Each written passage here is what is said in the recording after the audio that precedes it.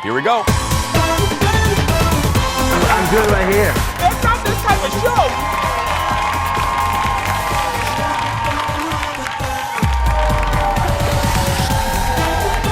Hi, everybody. Librarian Monday. Welcome to class, everyone. You look very serious today. Hi, everybody. Hi. Happy Monday. Here we go. Brand new week. Brand new week. Oh, thank you, Monday crowd. Monday people. Welcome to the show. Hope y'all had a good weekend. Even though it was like 80 below zero. Welcome to the show, everybody. Thank you. Have a seat. Let's get started. I hope you all had a good weekend, even though it was like, what, 20 degrees outside? Thank you. Now we're going to go from booing to cheering because, look, Kendall's here, everybody. Hi. Hello, Kendall. Hi. How was your weekend? Hi. It was good. It was really good. I've spent the last, 12 hours avoiding all human contact. Why? Floor director Evan just pointed out, he's like, are you feeling okay today? I have sunglasses. I have glasses on. Those are regular glasses, very yes. serious. But B, I didn't watch Game of Thrones last night. Oh. So, I know. Now, we're going to tell you, we're going to talk about it in the hot dish, but don't worry. You know us. We don't believe in ruining shows. I don't like that. I don't like when people do it to me. So we're going to discuss it without discussing it, so you have nothing to worry about. That's right. Yeah, you look, I love the glasses. You remind me of my 6th grade teacher, Miss Sotzen, who I had a little crush on. I did. oh, yeah. well, thanks, Jay. Yeah, you do look great. Thanks. So. I have bad allergies. Oh, I no. just can't see. Well, you're hiding it well because I would never have known. Thank you. I'm going to start today with a little shout out. You know, whether it's an interview or just I try to lead with a positive, try to give a compliment. And if you watch the show on Friday, you know that I did a quick little trip to Walt Disney World over the weekend, in on Friday, and we got back last night. And I have to send a shout out because usually people just complain when they call a company, but I want to give a shout out to a flight attendant on our flight yesterday. His name was Derek on the flight from Orlando to Minneapolis, 6:30. What are they cheering for Derek already? Yeah. He should be cheered. Well, he was so. Well, first of all, he was very nice because he had to deal with this high-maintenance guy in row 5. Let me just tell you that, yeah. This guy, audience, if I wasn't a public person, I would have told him all about himself. I don't like when people talk to service industry people like they're servants. I don't like that. And this guy, let me just tell you one thing that even my executive producer was like, woo! He finished his meal. Listen to this. He finished his meal. If this is the tray, he held the tray out in the aisle like this, waiting for the flight attendant to grab it. And I'm like, oh, no, he is not doing that. So Derek handled him with such grace, I would have been like, but then listen to this. Derek leans over and he squats down and I go, hi. And he goes, can I tell you a story? And I go, of course you can. He said, my mother watches your show, listens to the radio show, and feels a connection with you because, are you ready? And I can share this. He goes, because my mom's water broke with me while watching Dallas. I love it.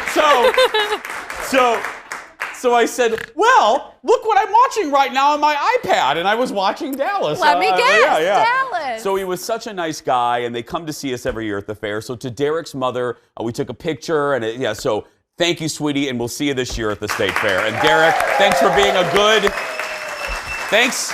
Thanks to Derek for being a good representation of Delta Airlines. I appreciate it, buddy. Let's get started. It's time for the hot dish. Here we go.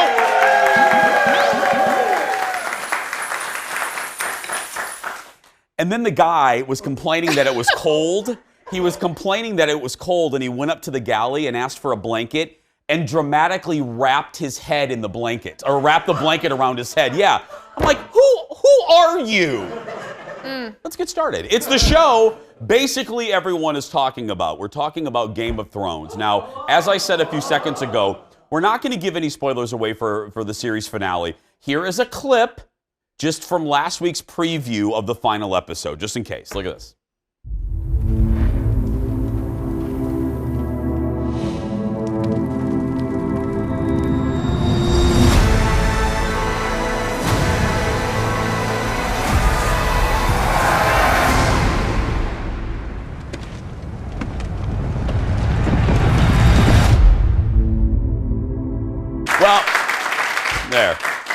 usual, some fans were not happy with the finale. I woke up, I always like to go on the social, and the majority of people I know, it ranged from meh to one of my friends broke a crown in half and threw it at her television.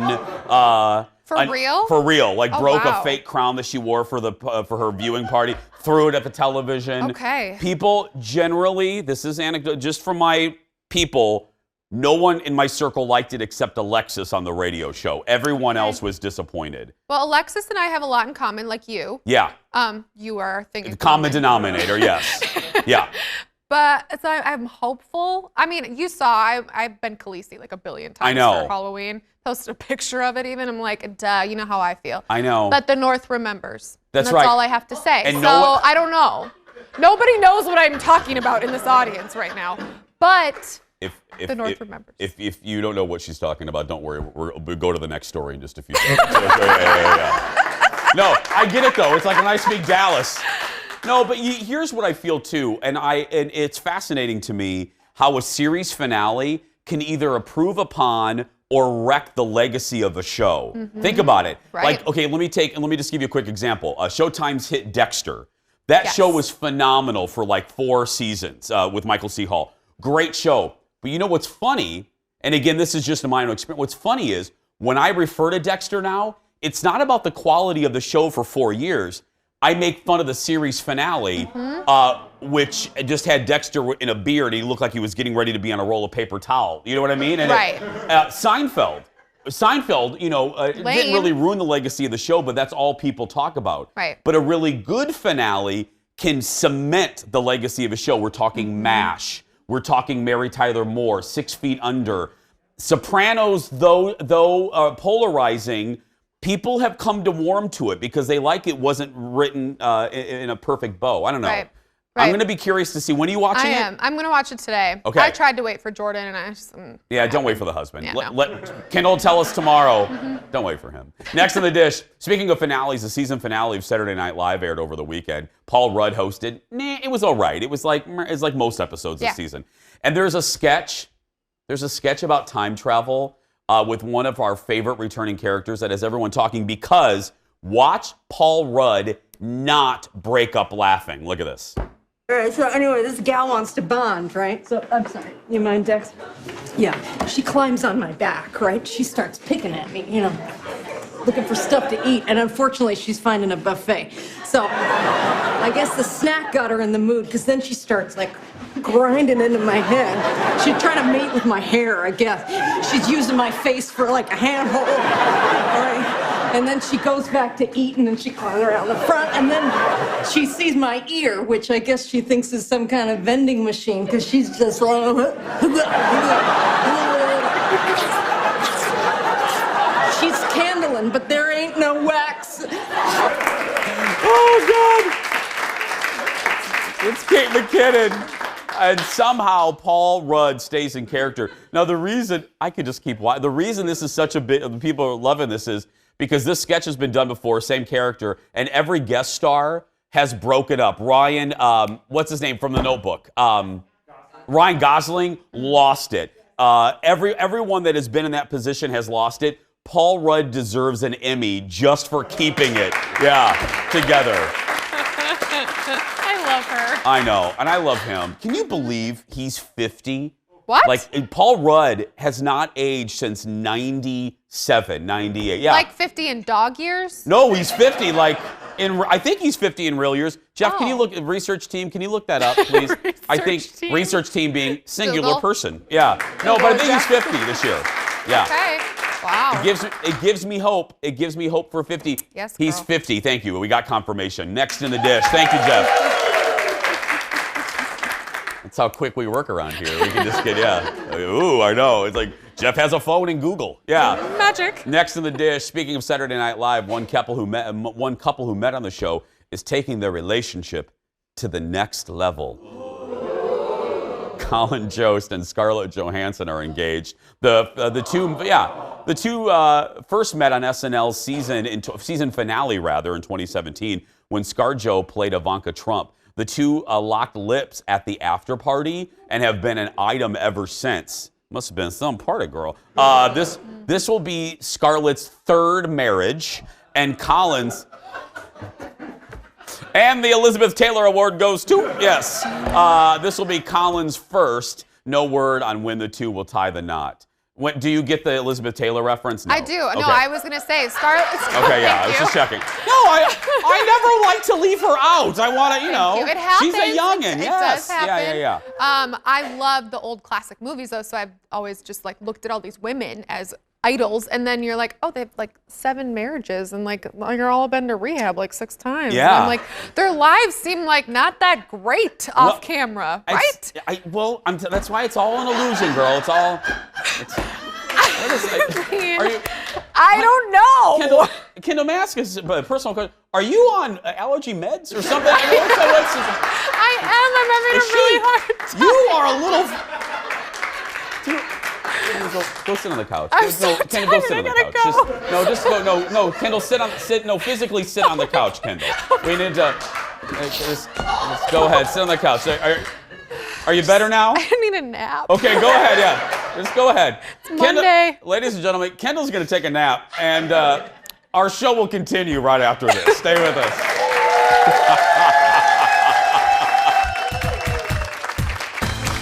Coming up, TMZ has that crazy video of Arnold Schwarzenegger getting drop-kicked at an event. How did the Terminator react? And what's going to happen to that dude who did it? TMZ has the answer.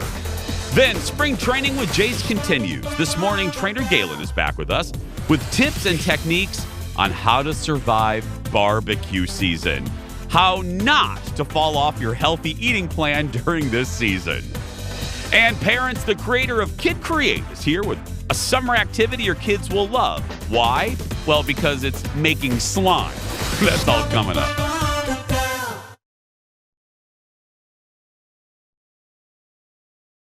And he's going for $1 million. And he needs your help to get there. Okay. So he's going to come on the line, read a question, 4 possible answers. One of them is the right answer. And the next voice you hear will be John's. John, you've got 30 seconds. Starts right now. Hi, Dad. Hi.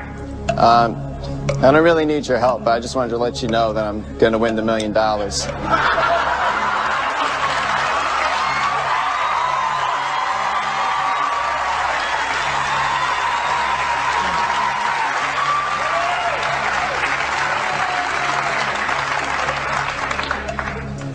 Because the U.S. president appeared on Laughing as Richard Nixon. That's my final answer.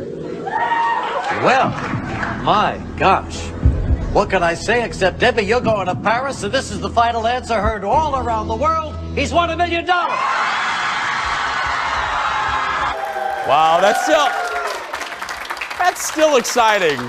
That's still exciting all these years later. That's a clip from the first season of Who Wants to Be a Millionaire when it ran on ABC. Well, after 20 seasons, listen to this, the show's getting canceled. It was a phenomenon in 1999 when it originally aired in prime time on ABC, hosted by Reach. It went into syndication in 2002 and went through several changes. Meredith Vieira was a host, Cedric the Entertainer, Terry Crews, and finally The Bachelor's Chris Harrison.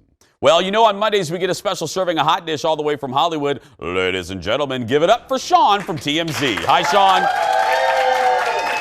Hey, Jason, how's it going? Good, how are you? I'm great, covering a lot of stuff this morning. Absolutely, let's start off. It's business as usual for Britney Spears, despite the ongoing Free Britney campaign. What's happening?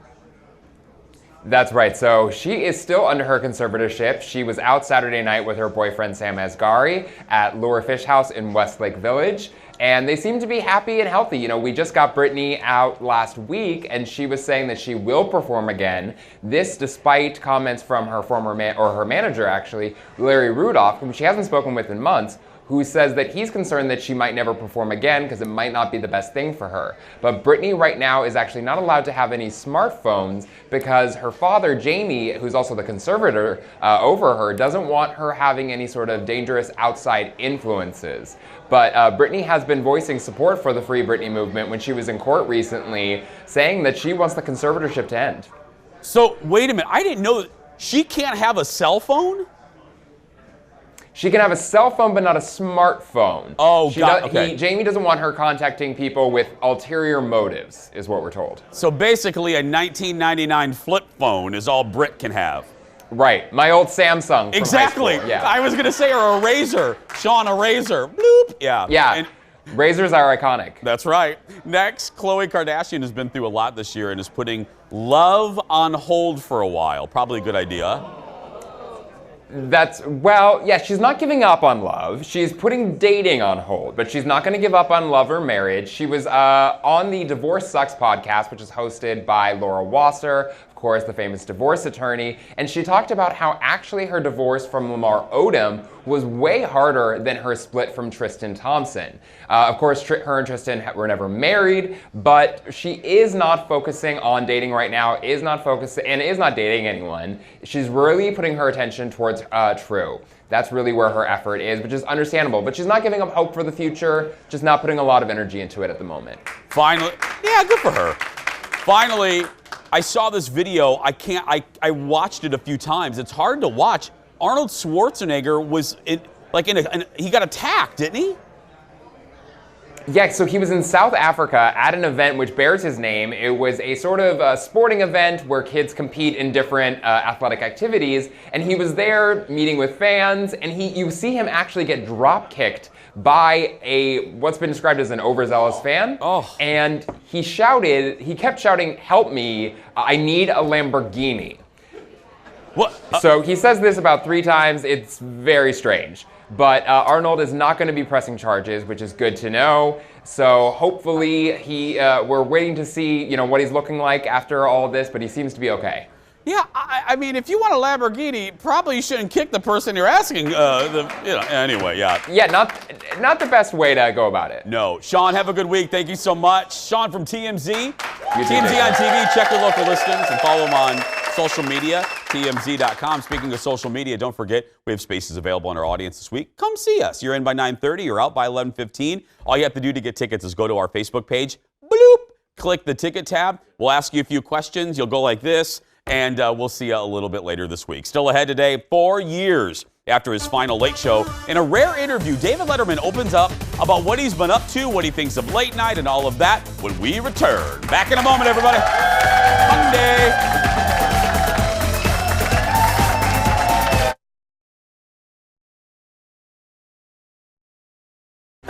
How's it going, Dave? Got about 6. 6 what? I'm tired of catching fish. Nothing yet, Dave. Don't worry. It'll be that way for a couple of days. Yes, it will. Welcome back, everybody. Our half-hour hot dish continues.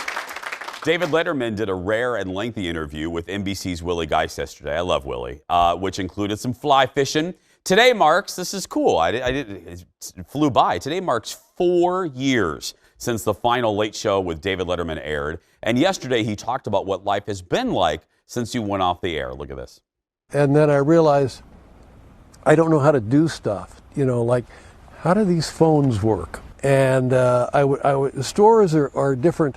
I would go into these, I went into what do you call it? It's one of these big old Costco. Oh my God. Oh yeah. It was crazy. But first there's a lot of paperwork and you have to have your picture taken. That's right. And they sign you up. And I got like the gold premium membership because I don't want them to think, I'm a piker, And then you walk around and I went in there looking for socks. At Costco. A lot of socks. That was judgmental, wasn't it? No, because I heard that you were judging me. Well, how many pair did you need, I guess, is my question. We ended up with close to 100 pair. Close to 100 pair, but that's all right. That's all right. It's Costco. Whether it's paper towel or fish, you're going to get like 100. Yeah, I love it. Well, think about it. We laugh at Dave. I remember one of his final shows, he was talking to Oprah about what life is like post-show. And she said the same thing happened with her that happened to him. Everyone does everything for you when you're David Letterman. People answer the phone. They do things. So you really are kind of like an infant all over again. Willie asked him about the influence he's had over the current state of late night. He had an interesting answer on that one. Look. What do you think, Dave, when you hear people like Colbert, Fallon, Kimmel, all the way down the line, to a man, say, David Letterman is the reason I'm in late night. Yeah, yeah. Does that flatter you? It's hard to believe, it's hard to fathom. While these guys, men and women, may have been watching and finding this experience formulative, we just had our heads down doing a show. But the ripples, the residual effect of it can result in what these people are talking about. But it's flattering, but I just can't let myself accept that. Well, he should. Oh, this is great. The Alka-Seltzer.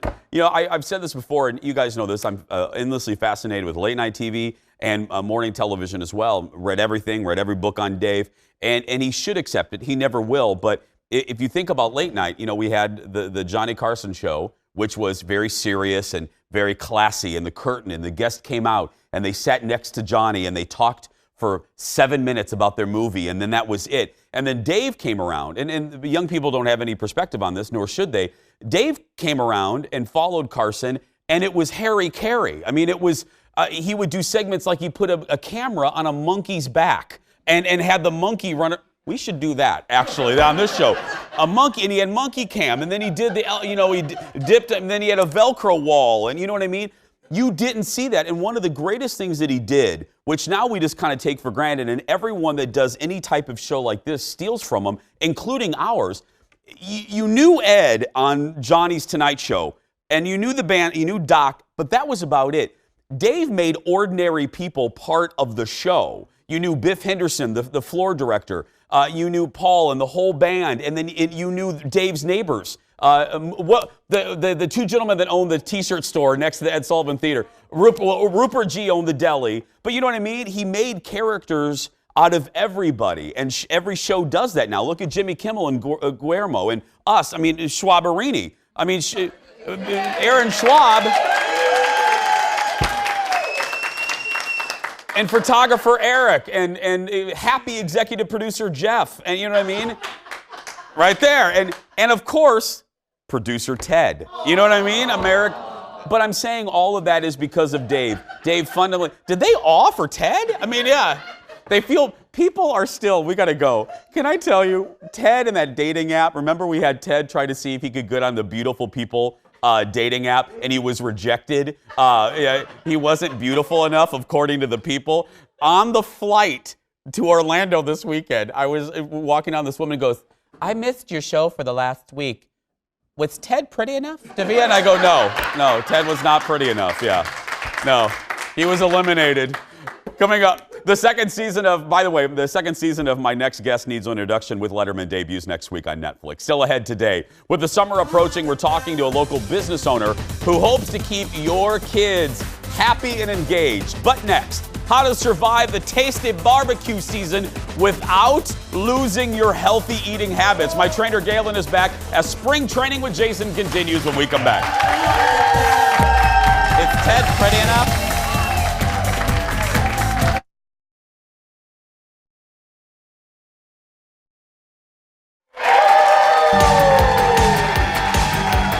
That's right.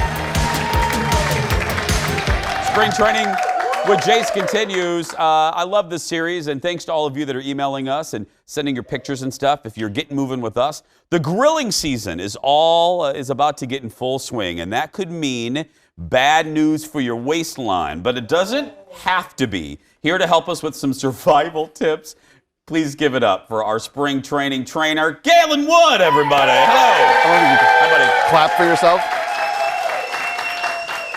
So this is timely because it is hard when there's a buffet of Everything you could potato ever salad possibly imagine. and macaroni salad and corn on the cob. But you need to remember what as you're going to a barbecue. So, and this is something that we talk about all the time, and something that I do all the time that I just really appreciate about myself, which is an awkward thing to say about yourself. A very awkward thing to say, yeah. Because I'm just the most humble. Exactly. The thing about it is that it's a very different deal to try and be super in shape and just to try and be in shape.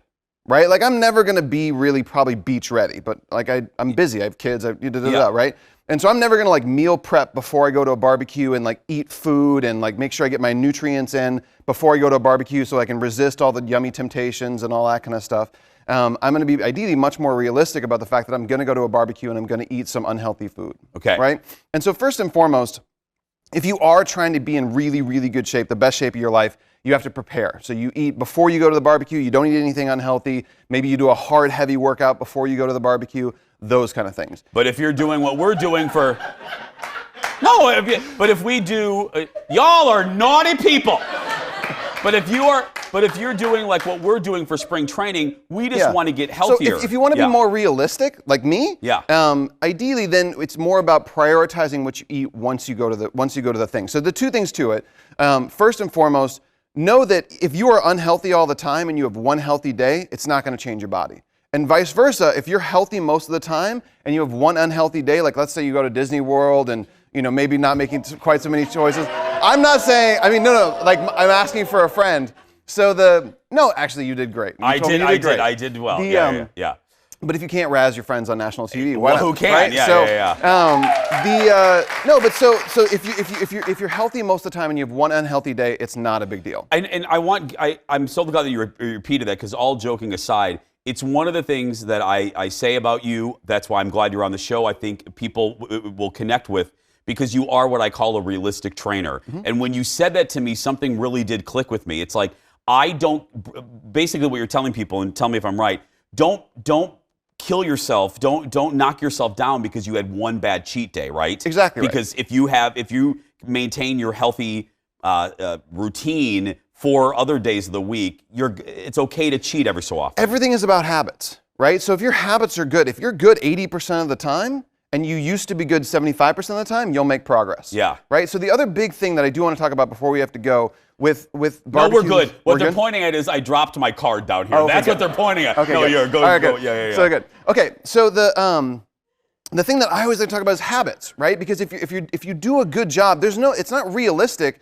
that, like, my kids made Rice Krispie treats. I love Rice Krispie treats. They're one of my favorite things. Those and s'mores, just a marshmallow thing. Yeah. I don't know. I had like a chunk of Rice Krispies that's probably big enough to give a small child diabetes, right? Like it was huge. And you wouldn't probably think that you as a trainer would do that, but you did, yeah.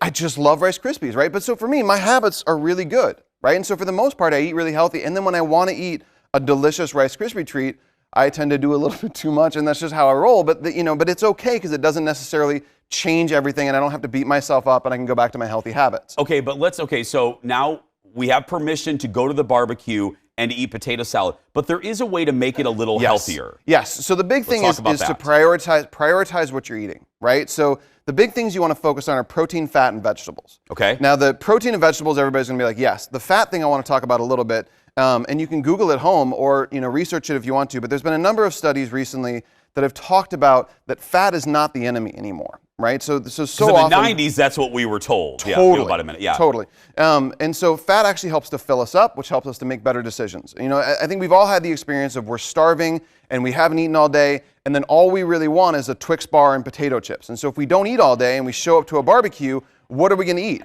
Potato chips, candy, brownies, killer brownies, lemon bars. We can keep going. Yeah. But nevertheless, right? But if we show up to the barbecue and one, we're not starving, but two, there's always like a vegetable tray. There's always a fruit salad. There's always, some little like protein snacks. We can even if they're not the most unhealthy, eating more minimally. This is another research thing that's pretty interesting, that if you eat minimally processed foods, even if the nutrient components, the calories, all that kind of stuff is the same, eating more minimally processed as opposed to ultra processed foods, you will lose weight and eat less naturally. One of the best things that you told me, you kind of jokingly yelled at me to wrap this up, is I was getting ready I knew I was going to eat unhealthy that night. And I was like, I'm not going to eat.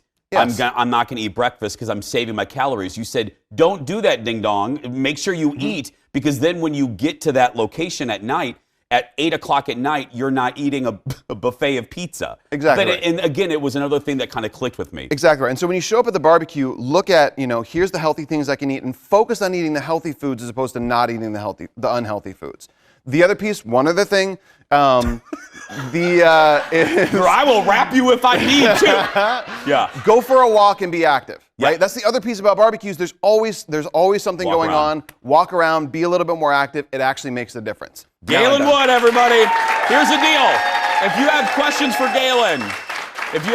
Galen, he's really, I will rap you, girl. He's really easy to get a hold of. You can find him at askgalen.fit, and he'll answer your questions. You can sign up to work with him. But let me tell you, he has changed in 3 months.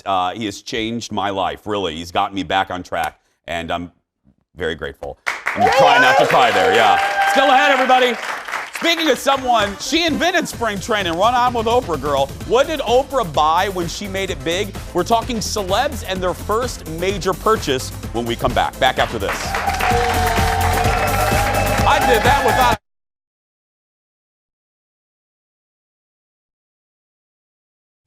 Welcome back, everybody. Thank you for being here. Happy Monday. Well, odds are most of us remember getting our first real paycheck from a job. I got mine from Pass Pets back in 1991. But do you remember what your first big purchase was? Oprah Winfrey just revealed what she bought after earning her first $1 million check. Towels. Nice towels. Oprah answered a series of questions from young girls in an online video for her magazine, and she admitted to splurging on towels so big and fluffy she could wrap around her entire body, which I get. Good linens, I understand that. And that story is the inspiration for today's Game Time. Here we go, everybody.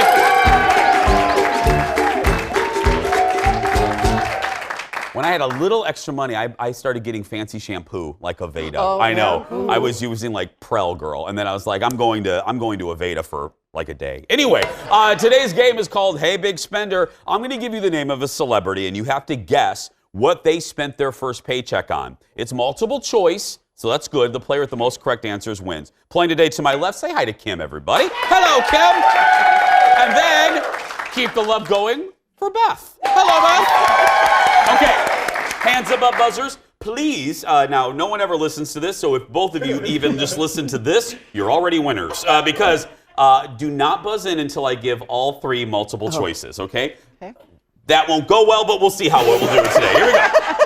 Number one, Nicole Kidman.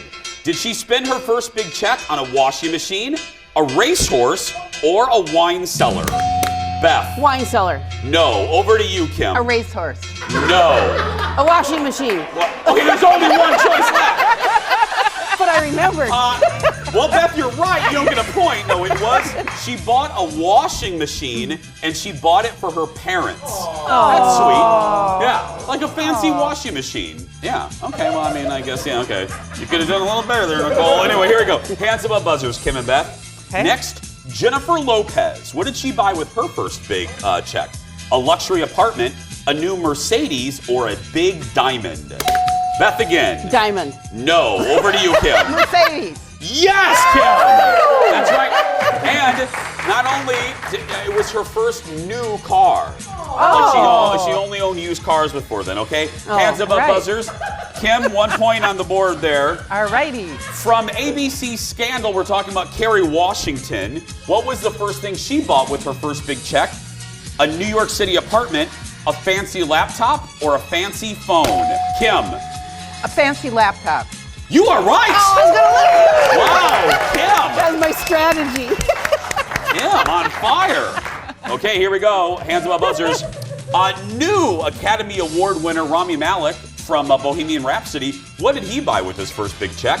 A motorcycle, a new bed, or a fancy espresso machine? Kim? Espresso machine. You are right, Kim! She did that before you were done talking. Shame on me. Yeah. Kim, we're hearing from the... We're going to have to deduct that point, Kim. We're going to have to deduct that point, yeah. Look at Beth. Beth is cheering your demise over here. I love it. Okay, here we go. Hands up buzzers.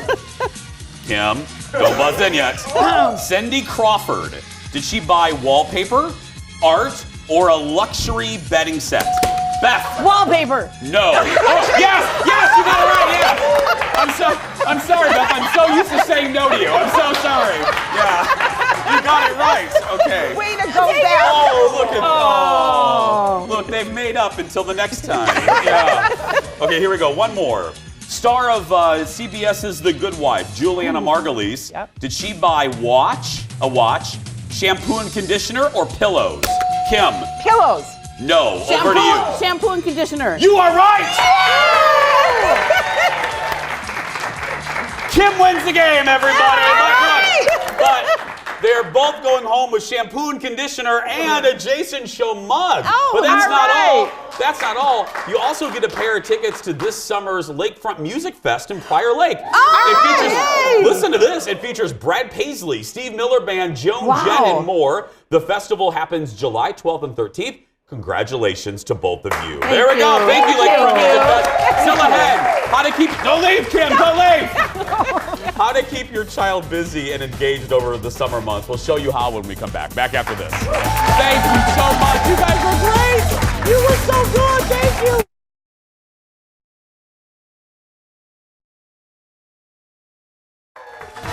Welcome back. Welcome back to the show. Monday. Brand new week. The school year's winding down, everybody, school year's winding down, and you may be looking to keep your kids engaged over the next few months, and our next guest business is all about that. Give it up for the founder of Kid Create Studio, Laura Olson, everybody. Hello, welcome. Thank you. We were just talking during the break. I love this. We try to be a really good friend to local business, and I love celebrating them. And you tell a little bit of the story of the business and how you guys started. Yeah, well, 12 years ago when my little ones were early elementary school age, I was so disappointed that they were only getting art about once every 4 days. And I just knew that they needed more. And as a mother, I got a little obsessed by it. So I had an idea of what I wanted for them, and I built it. And you built it. And I built it. I love it. I love that you didn't wait for someone else to do it. No, you did it yourself. I did it because I couldn't get it out of my mind. And my husband finally told me, he's like, well, you got to just try. Yeah. And my mom had told me something, gave me some great advice. She says, you know what, just keep moving forward until you find a reason to stop. And here we are 12 years later, and we've got 3 locations in town here, Woodbury, Eden Prairie, and Savage. We franchised the concept, and we are, it's really exciting. We are literally painting the states with Kid Create Studios opening up all over the place. So for people that aren't familiar, what is the concept of Kids Create? Yes, well, we are a retail concept focusing on art education for kids 18 months to 12 years of age. So we have our own locations where kids do art-themed birthday parties, summer camps, weekly art classes. Summer camps, of course, are huge this time of year. But then what we also do is we create partnerships with other organizations in town, community ed programs, park and recs, that type of thing. Our teachers pack up, head out, and we offer our curriculum through those organizations as well. So we are literally all over the place with Kid Create classes. And you know, and why I like this, and I'm glad you said the whole thing about art, because I've said it many times on the show, the trajectory of my life was changed because of drama and the arts. Absolutely. And your program has sparked probably a dream in some kid that they wouldn't have been exposed to otherwise. I'm so glad you said that because that's exactly what we do. Yeah. We're about creativity and making sure kids can tap into that and learn how to utilize that throughout their life. Now, what are the ages for your program? 18 months to age 12. So I'm a little above that, but I'm still gonna. Okay. So yeah. So what are we? What are we gonna make today? Well, one thing we do at our summer camps that the kids absolutely love is we have what we call messy time, and we do a different recipe each time. And slime is incredibly popular right now. Yeah, I heard in our meeting, and Kendall put it very gently, that slime and poo, very popular right now. Popular. Yeah. Yes. Well, there's that toy, that unicorn poo toy. Dar never would have purchased that for me. Anyway. Yes. The slime's still a big. Okay. Slime is huge. And so we have kind of 3 different examples of what you can do. Right there, the easiest way you can do slime, of course, is buying it. Yeah. And these are some really cool slime products that we sell at our studios. Okay. And these have what the kids really get excited about, which are mix-ins. And this, for example, is all about dinosaurs. So there's little dinosaurs in there that they can put in the slime and play with. And unicorns, which is even better as far as I'm concerned. So cute. I go right for the unicorn. Yeah. I go right. I know. Yeah. I know. Love it. Unicorns are really popular right now. See, when we were kids, they just had slime. They didn't put anything No, cool in there. we're all Okay. about putting stuff into it. I love it. Now, we're going to get a little messy right now, so That's if fine. you're game to I'm try. game for that. Yeah. We have two different ways of making slime. First is an easy, less messy way that most parents probably would enjoy because who wants that in their kitchen? But you can make it in a little Ziploc bag. Oh, okay. So if you want to be the bag holder. I'll be the bag holder. I will be, and this is what we're aiming for. Here's Okay. some slime, just like that. Yeah. And there's two main ingredients in slime. The first is liquid starch, Okay. which you can buy at a Walmart, that type of store. And slime, the portions are always a 1-to-1 ratio. Okay. So I'm going to put 1 little Dixie cup of the starch in there. Okay. And then the next main ingredient is glue, just good old white school glue. Nothing fancy. Yep, and you certainly don't need a big gallon, but we go through a lot of glue at our studio, so. I bet. Yeah, so we got Do the big. kids still eat glue? I hope not. 'cause Yeah, it can't taste good. because we did in Indiana, but that's Indiana. Yep. I mean, yeah, we didn't have much else to do in Indiana. That was it. Yeah. So that would make slime, but we want to jazz it up. So Yeah. we're going to put a little paint in it for Okay. color. So we're going to just put a little. Well, I'm going to try to put a little paint in it. Let's see if I can get some paint out. All right. Here we go. We'll do orange today. We'll do orange, okay. Yes. Nope. Just a Oh, little now so we much. will, yeah. Yep. And then we can do what we call mix-ins, and we Okay. can just really dress it up. So I'm going to just put. It's like blizzards for Yes, slime. Yeah, yeah, yeah. exactly. So little beads, sprinkles, Google eyes, sequins. I'm going to just go with a couple little beads in there. Okay. And then you're going to lock that up. Can I put some eyes in there? Oh yeah. Okay, yeah. I just Of course. just want a few We're eyes. all Okay, about there we go. dressing it up. Okay, so we're going to zip it up. Zip it up, okay. And Yellow we're going and to just blue start make green. mixing it up. Okay. Okay. So I'm going to have you mix that up. Okay. While I move on to the next foam. It feels weird. It does. Just keep doing that. Keep doing that. It takes a little while. Okay. The next one we're going to do is called It's just foam slime, and we have one additional ingredient, but we're going to start again with the liquid starch, and again it's the 1-to-1 ratio. So we're going to do 1 cup. We're going to make a bigger batch. We're going to make 1 cup of the liquid starch. Okay. And then we're going to do another cup of the glue. Okay. Oh, a big, like a big cup. Yeah, Oh, okay. cup, like a real cup. We're making a big batch. Okay. So this is for the really brave parent Yeah. who wants to do this. Yeah. And then this is the best part. We are going to do. Is that hairspray? No, this is shaving cream. Oh, okay. And we're going to do about a cup of the shaving cream. Really? Yep. Here we go. Okay. I never would have imagined shaving cream in this. Yep. Yeah. And then We're going to do the paint. paint, okay. Yep. We have about 20 seconds. Oh, okay. I So- know, it goes fast. But we're going to just put in the paint, we're going to add in our sprinkles, and then we're going to start mixing it up. And before you know it, It becomes, it becomes this. that's what it becomes, that's the Yep. after? Yep, this is the after. Oh, I love that. And that's because, that texture's because of the shaving cream, right? Yes, It adds that- exactly. And Now, that what am I doing here? No, This you're is- absolutely this right. has done nothing. This, Now you can take it out of the bag. Okay. And then just start really mixing it in with your hands. I'm you're- good. I'm okay. good. Yeah, I'm good. Yeah. Give it up for Laura Olson, everybody. For more information on Kid Create Studio, take your kids there. So much fun. Head to kidcreatestudio.com. We'll be posting this on our Facebook page a little bit later. We'll be right back to wrap up the show. That was good. So this.